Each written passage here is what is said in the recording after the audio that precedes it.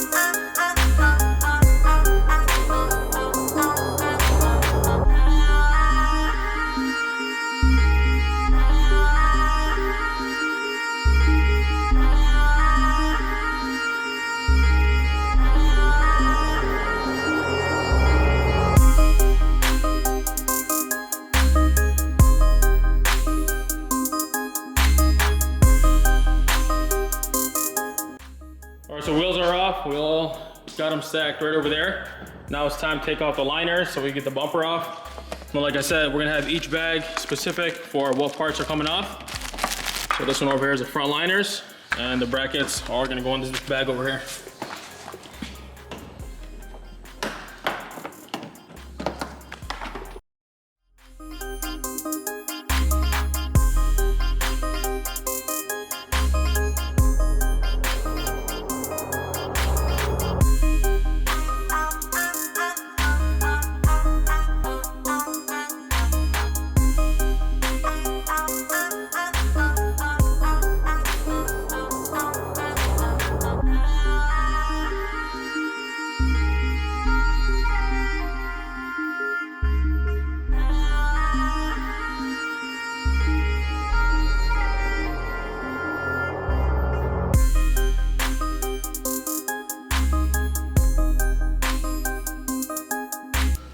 All right, so here's where we're at so far. Front clip is almost done. Got your headlights, bumper. This is the undercover shield, and then the rebar. This one has adaptive cruise, but of course Hellcats don't got that. So now we gotta drain the coolant. First you gotta release the pressure by doing that. And then you got your bleeder valve right in there. I'm gonna point to it, this thing over here. So you turn it counterclockwise, and it'll start dripping out of here.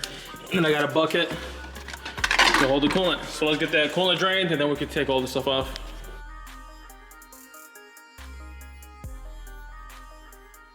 Okay, so while the coolant is draining, it's gonna be a while because this hose is pretty small. We're gonna take off the core support. We're gonna take off these fender bolts. You got one on each side on the top corner. And then you got two on this side.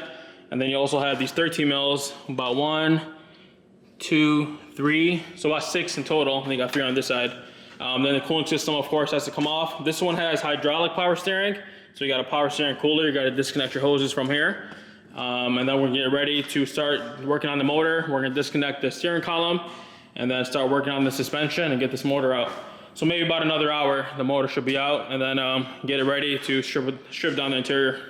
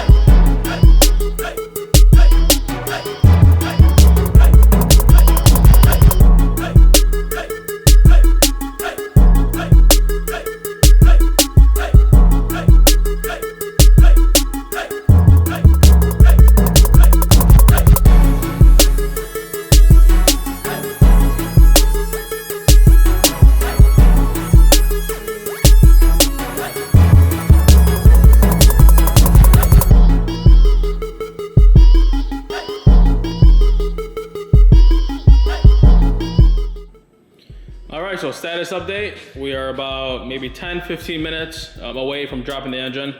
I got the suspension off on both sides. Like usual, you gotta take it off from the control arm. I believe I'm gonna have to replace these control arms. They are different off the Hellcat. Sorry if it's a little bit dark in there. I took off the brake lines, separated them from all this wiring.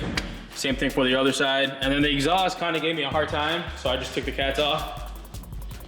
I took the cats off separately, and the exhaust system dropped down separately. And I'm actually gonna reuse these. If you watched the last video, I kind of explained that.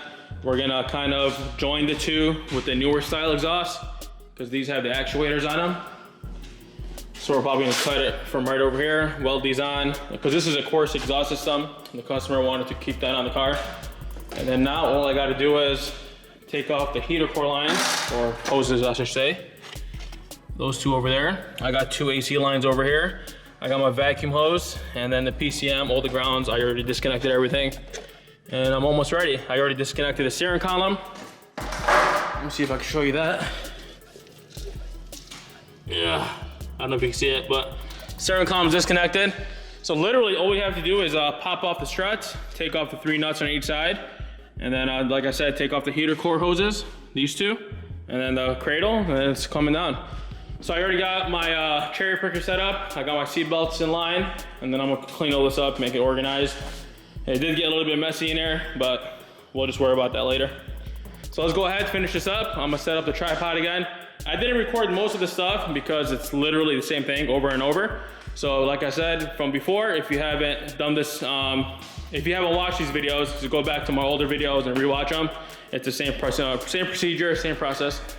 So I'm gonna set it up and finish working.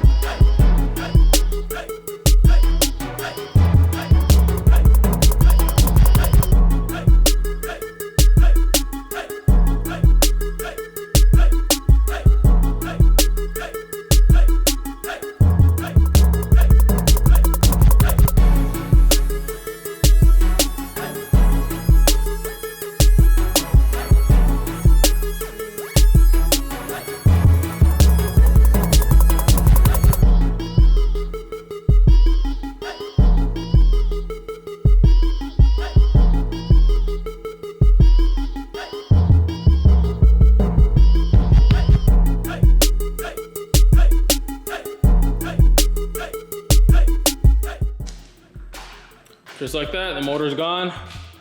I pulled it out with the dry shaft because I don't have the socket for this. It's like a T60 or something. So I just disconnected it from the rear. It was like an 18mm bolt, and I pulled the whole thing out.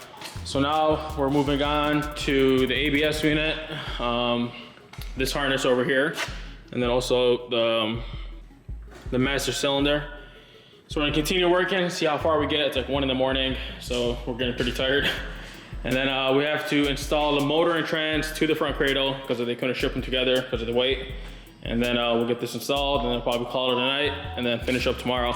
But in order to get to this harness right over here, we're gonna have to pull out the dash. I had to remove some components because the shifter cable right over here, it's located right under the dash. So I had to take out the center console bezel as well as the ashtray.